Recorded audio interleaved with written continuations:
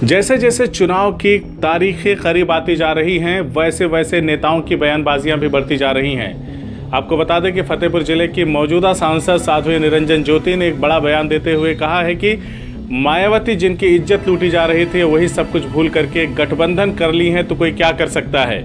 साथ ही उन्होंने प्रियंका गांधी पर बड़ा निशाना साधते हुए कहा कि प्रियंका गांधी गंगा यात्रा पर हैं और होना भी चाहिए, बहुत ही अच्छी बात है।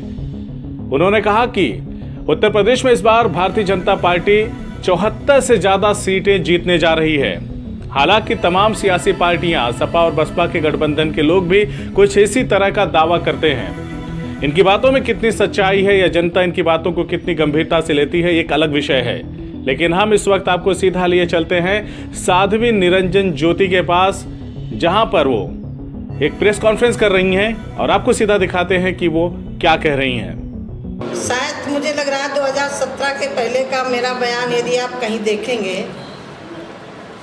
2017 में भी 2 लड़कों का जोड़ा बना था उत्तर प्रदेश में, और सब लोग कह रहे थे ये बहुत बड़ी चुनौती होगी भारतीय जनता पार्टी के लिए। उस गठबंधन होने के पहले, जब गठबंधन हुआ तब भी मैंने बयान दिया था कि भारतीय जनता पार्टी की उत्तर प्रदेश में पूर्ण बहुमत से ज़्यादा भी सीटें हमारी आएंगी, और वो आई थी। और आज भी कह रही हूँ कि ये गठबंधन सिर्फ मंच के लिए हुआ है, ये जनता के लिए नहीं हुआ है। यदि जनता के बीच में लोगों ने काम किया होता तो गठबंधन करने की ज़रूरत नहीं पड़ती थी। आज किसी में अकेले लड़ने की क्षमता नहीं कि अकेले भारतीय जनता पार्टी और माननीय नरेंद्र मोदी जी के सामने आपके साथ भी तो कई सारी पार्टियां हैं, आप ही अकेले कहाँ लड़ रहे हैं? देखिए हमारी पार्टी चुनाव के पहले भी थी, हम उसके लिए विरोध नहीं कर रहे। गठबंधन होना चाहिए, हमने काम किया, उन काम के बल पर हम जनता के बीच में जा रहे हैं। और गठबंधन हमारा था, पहले से है और चल भी रहा है।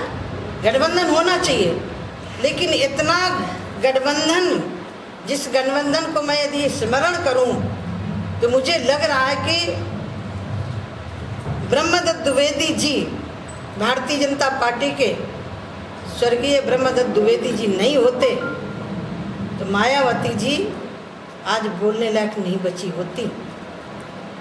जो व्यक्ति जिसकी इज्जत लूटी जा रही हो, जिसकी इज्जत लूटी जा रही हो, जिसकी इज्जत लूटी जा रही हो, जिसकी इज्जत लूटी जा रही हो, जिसको जलता हुआ सिलेंडर फेंका जा रहा हो, वह व्यक्ति अपने पीछे उस कार्य को भूल करके उस दल से गठबंधन करे, तो मुझे लग रहा है कि जो व्यक्ति अपनी चिंता नहीं कर सकता कि मेरे साथ क्या घटना घटी थी, वो जनता के लिए क्या करेगा। प्रियंका की चुनौती कैसे देखते? मैं कोई चुनौती नहीं मानती, ये तो उनके वहाँ होना ही था, स्वाभाविक होना था। और ये कोई गंगा यात्रा शुरू कर रही है, गंगा यात्रा शुरू करें, भगवान करे अच्छी यात्रा उनकी रहे, मेरी शुभकामना है। एक महिला है, महिला होने के नाते व्यक्तिगत मैं टिप्पणी नहीं करती हूँ, लेकिन जो उनके परिवार की परंपरा, उस परंपरा में कोई बहुत आश्चर्य नहीं है। मैं आश्चर्य तब मानती हूँ जब कोई एक गांव का व्यक्ति ऊंचे पद पर पहुँचता है, तब मैं उसको मानती हूँ कि आश्चर्य हुआ है।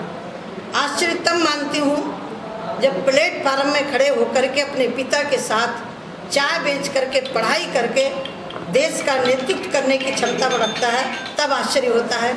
आश्चर्य तब होता है जब एक गरीब का बेटा अखबार बेच करके देश का वैज्ञानिक बनके और देश की सर्वोच्च महामहिम राष्ट्रपति के पद को सुशोभित करते हैं अब्दुल कलाम जी, तब मैं उसको आश्चर्य मानती हूँ।